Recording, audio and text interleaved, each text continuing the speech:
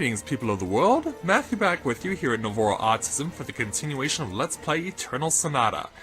And so, we've been making some good progress so far, making our way through Fort Fermata. So now we're going back to the second half of the fort.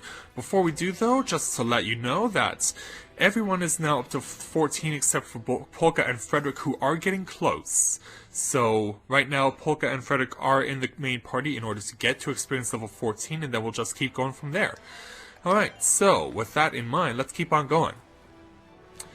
So now our mystery room is going to be a little further down the line. Should see it somewhere. In fact, it should be right over here. So yeah, that's how far it's gone now. So we now need to make our way over there. In fact, no, hold on. I know where we're going. What we need to do is climb down the ladder. We need to climb down this ladder and make our way now over to this opposite side. In fact, when we do, we're going to get pretty close to the end. So let's keep on moving. Alright, they're cleared out of the way, and we can now continue. So making our way down this path, we should be getting close to the end here, actually. Oh, rats to beat up. Alright, and more mouse to get rid of. Mice, more mice to get rid of. How pitiful. Alright, so now I want to pull myself up here, because we're not quite there yet. In fact, I have to go over this next part in order to get to where I'm going next. Want me to work out those kinks for you?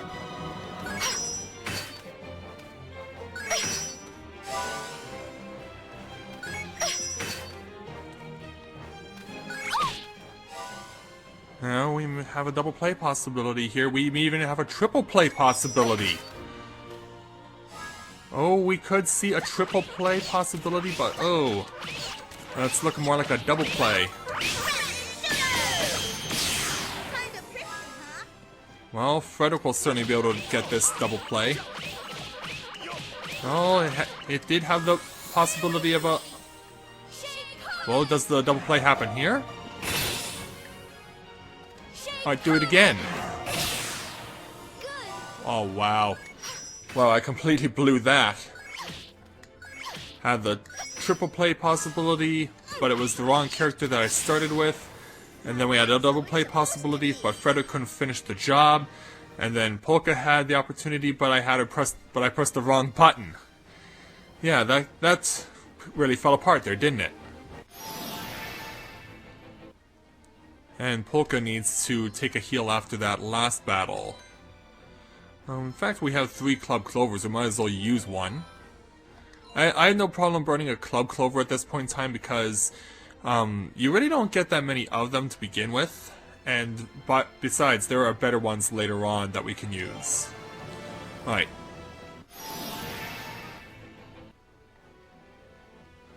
Okay, I believe I may want to use this next one. I cannot remember if I do want to. Because I think I want to move that panel over. Because I believe I can move the sliding room over to the left in order to get a treasure. But I cannot remember if it's this one or not. You don't leave me alone. Ah, not you though. You foolish creatures. Let's see where they'll go.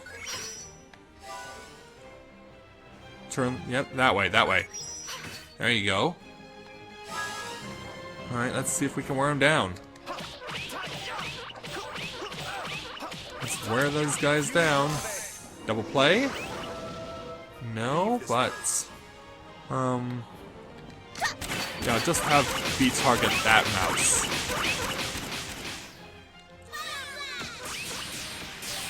Alright, we killed it off, and now Polka. Polka with a double play. An easy one after Frederick softens them up quite a bit. That was a very easy one. Alright, was it this one I wanted to use? We're gonna push it. So I believe we can move this room to the left. But I want to move it just enough to the left. Is it still around, though? That's the question. Is it still close by? You foolish creatures!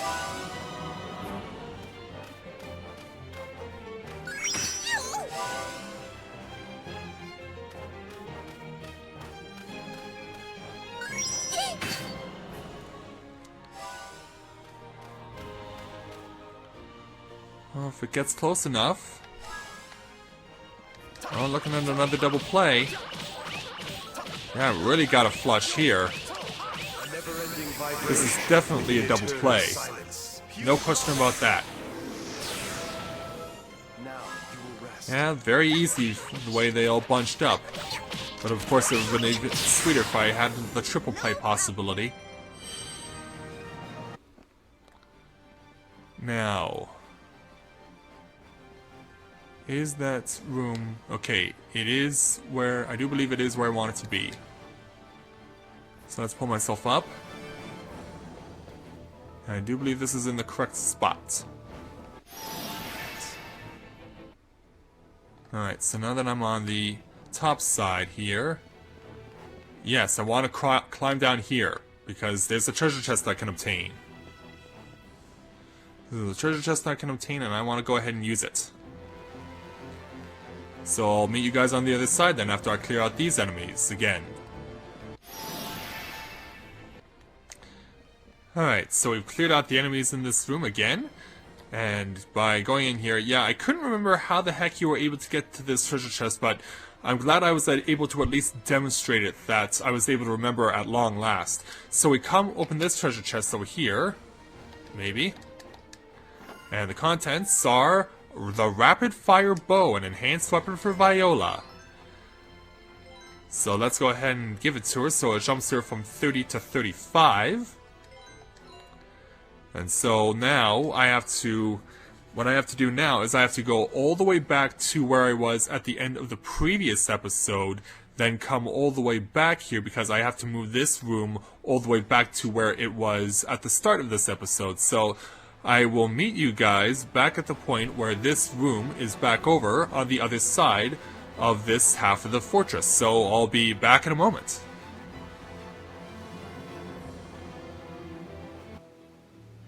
Okay, and so now we have gotten the room back to where it was when we started the episode.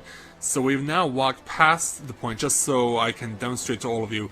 We've now walked past where the where this sliding room was. I've now gone back to that path where we were when we went to take a left in order to move the room so that we could get the weapon for Viola. But now this time we want to climb down the ladder and go to the right, because that's how we get out of here. Yeah, it's a long way to go to do that, but we accomplished what we wanted to by getting the weapon for Viola. On top of that, everyone got up to level 16. Beat just got up to 16 in the last battle. Also, in addition to that, Viola has now obtained an ability known as Heal Arrow, and this makes Viola the most versatile character in the game because, as I mentioned before, she is the most proficient attacker and she's also a very strong healer. She doesn't get the Heal Arrow until experience level 15 though, but of course, as I mentioned, since we're now all at level 16, that's okay. Plus, also, Polka got a new ability called Nether Wave, and this is a better attack than the Shade Comet is. So we'll be able to use that more effectively. No one else gained any significant abilities that I'll be using in this Let's Play. So now we want to go up in order to leave, but we want to go down here because there's one more important treasure that we can obtain by going this direction. Can't remember if there are any monsters this direction though, rats or maledictors or whatever. No, it looks like there's not. But yeah, as you can see, it's a long way to get to the treasure, but it's also a long way to get out. So by getting this treasure, we obtain the Maple Baton, and this is an enhanced weapon for Frederick. In two ways, because not only is it going to increase his attack by 7 points, as you can see, it's also going to give him a slight increase on his max HP, which is really cool. Yeah, this is the first of such weapons and items and armor that you'll find that will raise a character's stats in two ways, not just one. No, we do want to equip it on him. So now that he's equipped with the Maple Baton and having a sense of pride that he is using a weapon crafted from the pride of Canada, maple trees, we can now move on. Yeah, it's almost spring and we're starting to get towards maple syrup season, especially where I live, because we have a maple syrup festival every year, and my service club celebrates it by selling maple syrup infused pork burgers. I'm supposed to fight this? So, really looking forward to that as we get this next battle underway. I might as well leave this one in just so I can demonstrate the nether wave. So let's go ahead and use it on these guys. Yeah, I really like the nether wave, not only because of how strong it is, but look at Polka. Did you notice how she turned her head as she was hitting the last strike there? It's like, I have to kill you, but I'm sorry for having to do it. Yeah, I always found that hilarious how on the last strike she turns her head away. That was always really funny. Also as well, something that, another milestone that did not happen on camera unfortunately was that I got my second triple play of the game. And it happened after two rats got really close to each other, and yeah, the nether wave doesn't work from a distance like Shay Comet does, but anyway, yeah, Beat got it in an unlikely way. He had two rats come and attack him, and then he was able to kill them both off, and then he used his special ability to attack a third enemy that was far away, and he was able to score the triple play like that. So, officially it's two triple plays, but only one caught on camera. So, what do you think?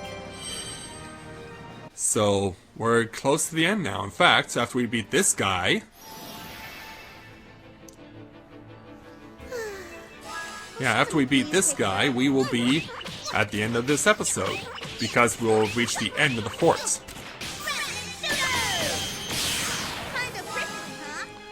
Alright, go Polka. Club away on that ugly rat. Club away on it. And turn your head as you launch your finishing blow. That's so hilarious, I love it. Not bad at Yeah, all. and another advantage to Viola as well.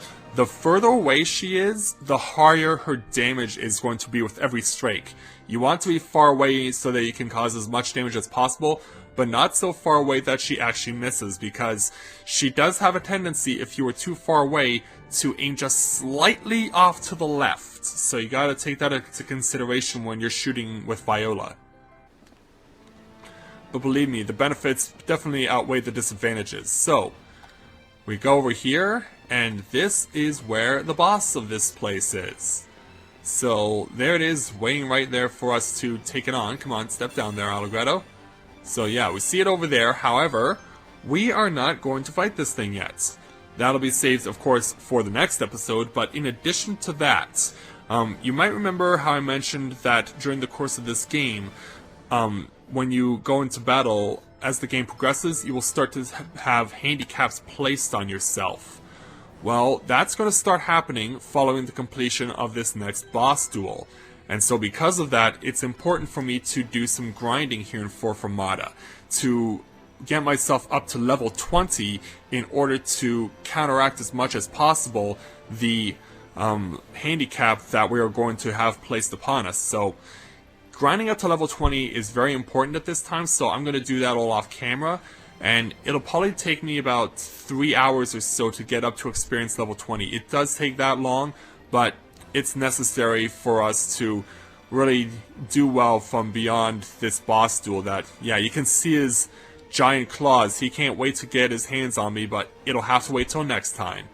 So I'd like to thank everyone for watching the continuation of Let's Play Eternal Sonata, and when I join you again, we will take on this boss, take our first series of significant handicaps that we placed on us in battle, and find out where we're going next on the road to Forte Castle. So until next time everyone, this is Matthew at Novora Autism, saying take care, and I'll see you soon.